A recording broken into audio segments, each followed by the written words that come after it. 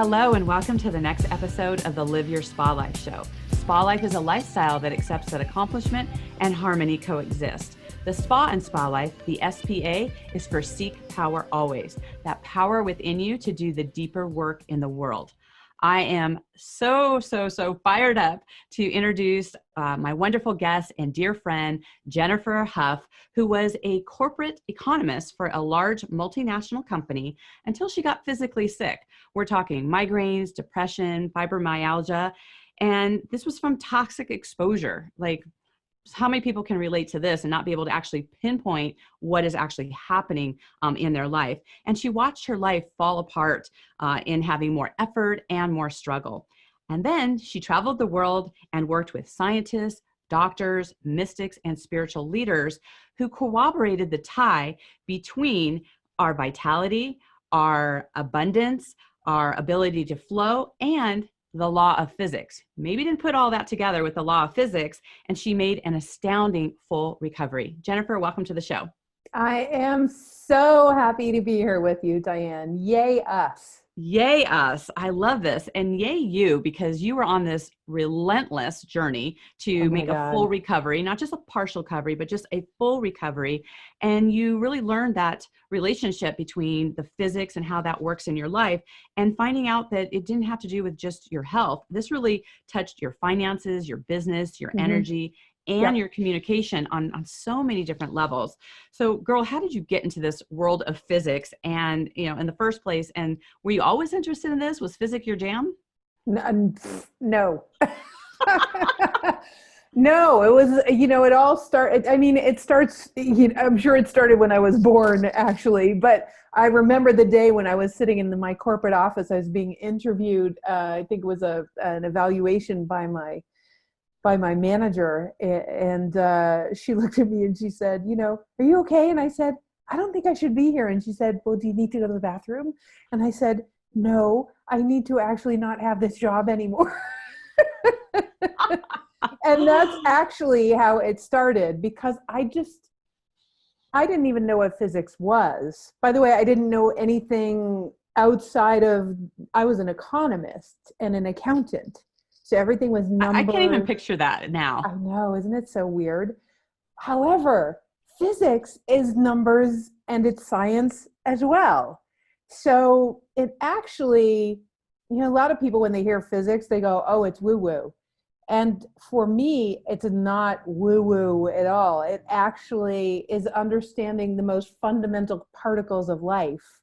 And when I started to go into the inquiry and have some spiritual people tell me, some advanced physicists tell me, some education, what happened was I started to understand that if you understand how the most fundamental particles of us work, if you understand that, you actually understand how everything works. And if we can align with that, then all of a sudden you start understanding that and embodying those deeper truths, and it affects everything. Wow. And you end up with wonderful friends like you in your life. Yay. Right? Yay physics. I love this. And so, you actually, developed these leading edge systems that were part of this. So it wasn't just, you incorporating this into your life. This is actually what you do now. This is how you reach out and help people. When I think of physics, it feels like a concept. I'm thinking of like NASA rocket scientists, like something so far and beyond us that how do we have these kind of conversations? So what's possible when you understand these principles that you've learned? What's possible is that, I'm going to give you an example. Can I tell you a story to kind of give you an example of what's possible? So one day, and I was up in upstate New York, and it was time for me to travel to Dallas. And I remember that day was one of those days where I had felt particularly bad or particularly off. When you go through a transition, sometimes you need a really awful catalyzing event because your ego is so stubborn. So the hard way or the easy way. Right. So my ego is pretty stubborn. So I just had a miserable 24 hours. And I just looked up and went, come on, like, how does this all work?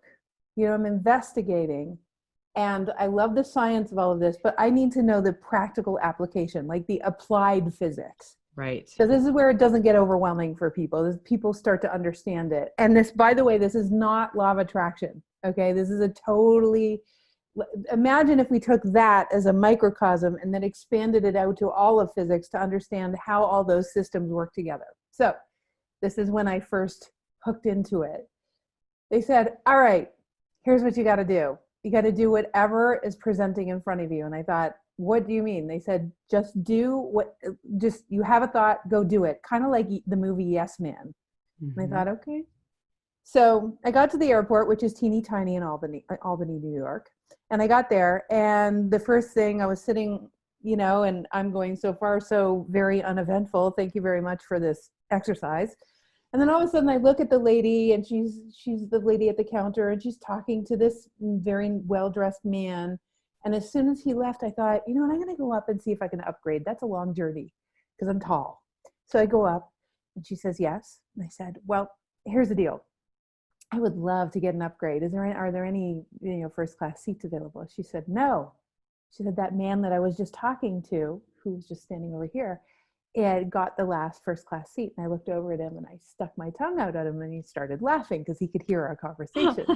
And so I went and I sat down, and I went, and I kind of thought to myself, okay, I'm listening to my instincts, but thanks a lot. That was hugely awesome. Not, and they're like, just stay. My instincts were saying, just stay with it. I'm like, okay. So I get on the plane, and I'm last because I'm in row 23 in the middle. And I am so annoyed. And I'm like, nope, that was not the homework. So I get on the plane. To my left, as I'm walking in first class, is a lady with a dog on her lap. And my thought is, my gosh, I would love a dog on my, oh my gosh, that'd be amazing to have a dog on my lap. I love dogs. So then I'm carrying my bag, and I realize since I'm last on the plane, there's no way my bag's going to fit back there. So while the flight attendant isn't looking, I put my bag in the first class place, which you're not supposed to do, but I did it anyways. And then I went back to my 23B, right? And I sat in the middle seat right next to another very well-dressed man.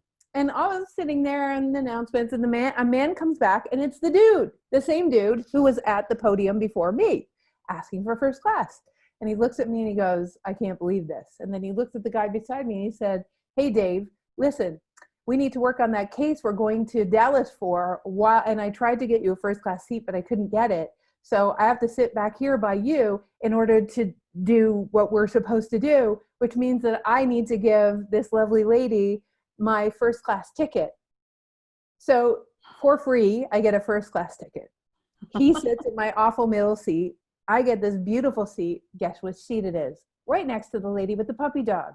Not only that, but the puppy dog jumps in my lap, and I do fly to Dallas with the puppy dog on my lap, and my bags were already there.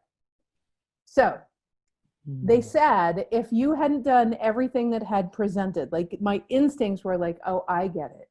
I get what's going on. But I said, now I need to know the science of this. How does this actually work? Because it got better. They just wanted to put an exclamation point on it. The lady next to me had a therapy dog, and I asked her why, which is a little forward of me, especially since I'm Canadian. But I asked her, what do you have the dog for? She said, I get migraines. Well, I suffered from migraines, and my nutrition practice when I had it was the largest one in Canada because I focused on migraines. So I started teaching her about how to get rid of her migraines while she was on the plane, and it went away. Wow. She said, I'm going to Dallas to speak at a conference right now. But I actually think you should do it. We're having another one in two months. It pays $10,000. Is that okay? And so I did it, and it was awesome. And wow. So that's the kind of thing that's possible when we understand. Now, at the time, I didn't understand how it worked, but right. Since then, we sort of chunked it down into the different systems that are involved so that miracles just become normal. So right. You can see that it isn't law of attraction because I didn't intend any of that. Right. So do a little bit more of a distinction between that, because I think in just in first blush, it feels like law of attraction. Like, right. There's like this intention. It feels like that happens. How is it like distinctly different from law of attraction versus what would you be calling this? So Diane, can you kind of get that law of attraction involves like an intention and then da da da da da? Can you Right. see how I didn't intend any of those? Like I didn't Yes. intend the You weren't dude. like, I want first class. I want first class. I want first. No, like I just thought of that while I'm okay, I'll go up to the podium and nope, go back down. And it was so much more fun, you know? And so, and so the distinctions that differentiate it are this. First of all, before we get here, if anyone that's listening has children, you know that your children come in with natural propensities and abilities, right? You kind of can Yes. tell their Right. personality. You could tell, right, Diane? Right. Which is why you've got, the kids, grown in the same womb, live in the same house, and are And, completely different children. and I can tell you my mother's an identical twin, and she is proof positive that that is so, because holy cow, are they different? Same parents, right? Just Yeah. totally different. Anyways, so what happens is we're we're born with these natural propensities, instincts, and skills. And if we should follow them to the nth degree, what happens is we have a very fulfilling life because it literally fulfills on what consciousness, the universe, God, whatever you believe, gave you, right? So whatever would most utilize those skills. So imagine that we're sent on a direction. And it's not to say fate so much as it is that in physics, there's an idea where you literally, because of your natural propensities, are connected to an array of possibilities that would be the greatest expression of you. It would be the greatest fulfillment of all those natural propensities. And we come in having a connection to that future trajectory. Mm-hmm. So in time-space reality, what happens is that it's kind of like that future gets created the minute you get into even before you got into the body, but the minute you come into a body, this array of possibilities occurs. And so Right. in physics, so think of yourself like an intention. So the difference is, instead of having an intention, you realize yourself as the intention. Mm-hmm. So your life becomes an intention for a certain level of fulfillment and a certain amount of bridges that you'll build. Right. And because your life is the intention of building those bridges, you were born innately magnetic. And if you fight your natural propensities and your gifts, everything becomes very hard and struggle filled. Right. But if you actually allow yourself to align with the natural propensities that you have, which is one of the distinctions, it's like very clear that one must be willing to own thy gifts. What happens is a world starts to open up. The problem with most people, Diane, is that they, and I'm sure I think every human I've ever met has done this, we resist our gifts. We don't own our gifts. In fact, sometimes they're so easy for us. Like what we're gifted at is so easy that couldn't possibly be it. Right. Right. And so as we start to embody that, we align with the natural trajectory of the life force that was set into place when we were born and even before we were born. And when you align with that, everything just starts coming to you as a natural course of things. So there's a process to get into that flow. But what's really important is that it's possible to transcend the need. You just embody yourself as the intention that you came here to be. And then the journey becomes magical, kind of like my plane flight. Right. Right. Now, is there kind of a to-do that happens in this, or is there something that you step into to start that possibility? Is there need to be an awareness around that? Absolutely. Oh yeah. I mean, you know it, right? So think about it this way. Okay. So people are either surviving or they're thriving. Mm-hmm. Okay. So let me give some distinctions around that. I liken it to like a computer. There's either zeros or ones. Okay. Right? You're either in 0 or 1. So in surviving, imagine that you intend and you line up and you manifest. And if you do that, I would say that you're surviving really well. Okay. I would say in surviving also, surviving sort of is akin to sustainability. You're sustained, whereas thriving is really you're living in an overflow, right? I Right. would say from the point of view of, let's say, miracles. From a survival point of view, you'll have miracles happen a couple of times a month or a couple of times a year, you know, and you'll go, oh my God, look at what happened. But in thriving, you're sort of in such a state of fluidity that miracles become relatively normal, such that you almost eliminate the word from your vocabulary because it's just the way it is. Right. So what we're talking about here is a switch in operating systems. So what most people don't understand, so the first step you asked, is there something to know? Is there some step? The first step is really to understand that there's a distinction between surviving or even surviving really well and actually living from overflow over here in the land of ones, right? Got And it. living in overflow, most people try to use the tools of surviving better. It'd be like saying, what it's a leopard and El Capitan on my MacBook. Okay, those are two operating systems in the Mac world.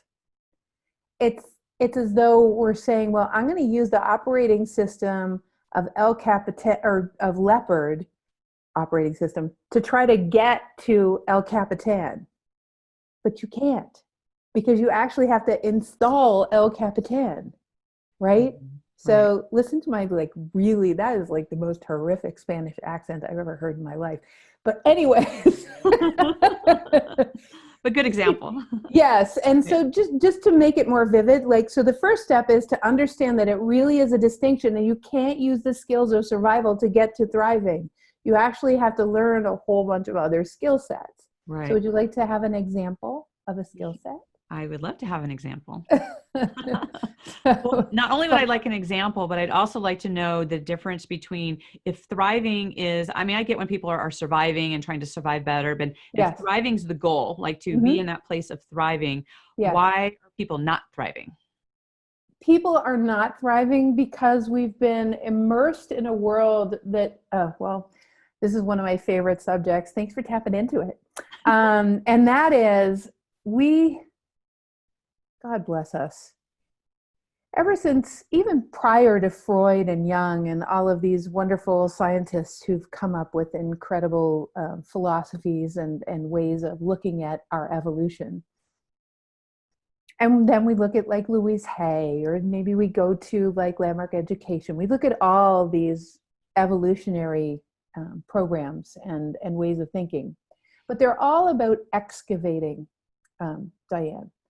So in this survival way of looking at things, everything is about excavating the past, thinking that if we could excavate all the stuckness, that somehow it will relieve us of enough of the stuckness that we'll simply just start thriving for no reason. But in physics, when you focus on all the areas that you're stuck, not to say that sometimes stuff doesn't come up that we want to diffuse and, you know, discharge. There is no question that that is valuable. So I'm not saying that. But when we spend our whole lives taking programs or going to therapists or whatever, and all we do is focus on our wrongness, physics, a very simple law of physics that probably everyone understands at this point, says that when you focus on something, you're going to get more of it. Even your reticular activating device in your brain that notices where you put your focus will now be vigilant for all the wrongness. Right. And the classic, don't think of a pink elephant. Right. And it's also in physics, when you put your attention somewhere, consciousness assumes that you're interested in that thing. So you're interested in all the ways that you're incongruent. So where is the time that we spend focused on the thing we want to get to, which is the thriving operating system? So what I noticed years ago, which is pretty, it's a result of my own frustration. It's the result of my own journey of frustration, which kind of led to even that plane ride. I was very frustrated. I'm like, there's no way that excavating the living daylights, now that I understand physics, out of my past is going to end me up with this amazing, incredible, overflowing life. Right. So what am I missing here? And what I started to understand and started to practice was, so how do we thrive? What I don't understand is, what is the operating system of thriving? I want to know that. I want to focus all my attention on that. So I did. And of course I started thriving. But what happened after that, Diane, was really interesting, because all of those things that I thought were in my way, like my dad's, my dad's too hard on me, my family is too type A, I'm a girl, and maybe something about girls makes us less than, or maybe I'm bought into a belief system, or all these things that I otherwise would have excavated, right? And instead, my frequency actually went up. So funny. My frequency went up. My dog is dreaming. So my frequency went up so high that, let's see if we can really get this together. Imagine that you have kind of a view of your greater wisdom. Like you can come up into your greater wisdom, look back at your life and go, oh, that's why that happened. Oh, that doesn't even matter anymore. Oh my gosh, I have to thank that person because I'm this way. It's like 100 different old belief systems that were stuck, got transmuted from a higher level of awareness about my life, such that they all just sort of found their place. And I understood that it was all part of the reason why I became what I became. You understand? Continue becoming. Who's getting who, right? Yeah. So it's a different way of looking at becoming all of who you are, and really having that spa life that you talk about, Diane, having that life of real congruence and overflow, Yeah. When you come to that place where you actually are focused solely on, how do I actually live that way? What happens is everything in your life starts to be reframed such that you no longer hold it as the reason why you're not thriving. Do you get what I'm saying? Yeah, I get it. I love it. And, speaking of reframing and living in the overflow, I'm looking at your beautiful space. And one of the things I love to talk to my guests about is, we create these environments to have us, thrive and to just excel and feel good in. And we have different experiences in, let's say, our office versus our bedroom or our kitchen. What is your favorite room in your home and why? It's really funny. This is my favorite room. This is my favorite room. Oh yeah, it is. I have like a picture. There are all sorts of pictures that my clients have either painted or taken for me, including that one. And for those who are listening and not watching, because some will do a little bit of both, this is just a vibrant, expansive painting. Is that an angel in the middle? It's a woman in the middle with her arms wide open and just a star of light above her third eye in a cloud of glorious nature abundance. Yeah, right? It's beautiful. So for those of you who are listening, you can pop over to YouTube to see the visual to check that out, because it's pretty amazing. The artist is Sue Crawford. I really have to give her some kudos for that beautiful painting. You can find her. Yeah. But I'm reminded of my family. I'm surrounded by, things that remind me of times where I've really listened to my greater wisdom. I'm surrounded by, a friend that did an essence painting of me and my husband, and now people all over the world. But I think I was the first essence painting she ever did. And just, a little angel on my counter. And I literally feng shuied it so that even where I placed everything is exactly in the place. So it almost feels like a sanctuary where I can connect with myself and remember myself when, there's laundry to do. So I love it so much. One of the things that I also love to have people tap into, because we've talked about there's a lot of static in the frequency in the world right now, and people have no. disempowering, if they choose to look at that, right? Yes. Is there's a lot of disempowering Mhm. things that can happen, and I'd love for you to share a time that you have felt disempowered and where you have actually then went to being empowered. Right. Well, the airplane story is one, for sure. And yeah, I have another kind of magical story for you. Hmm. Do I want that one? I'll tell you what's presenting, I'm going to give you the short version of this. But I Okay. remember way back when I used to teach our program, Get Out of Your Way, and around at this beautiful circle table at this horse retreat. It was gorgeous, gorgeous place. And I remember thinking to myself that, gosh, I I don't know. Uh, I don't know, but I seem to attract a lot of people who've either been to Oprah or like read about Oprah. And then I got a boyfriend who was on Oprah. And I'm like, wow, this is really super cool. Now I really would love to meet Oprah. And because the more people told me, the more I thought I really love that, right? So what happened basically was that my friend and I made a diabolical plot, but we were extremely attached. And over 3 years, we could never get tickets to Oprah. And for me, it wasn't just, I had made it mean a lot that I would meet Oprah. I made it mean Mhm. a lot. So I was very, very attached.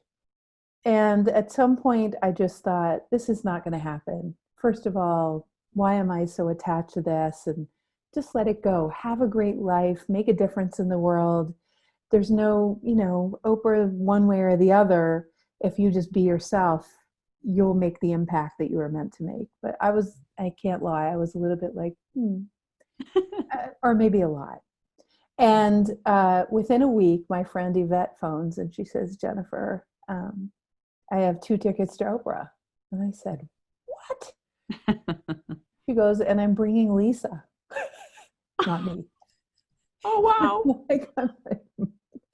And she tells me all that. I go, thanks, girl. Yeah. So we hang up and she phones me back in 5 minutes. She goes, Lisa can't come. Do you want to come? And I look at Wow. my time text and I'm like, yes, I suppose I can.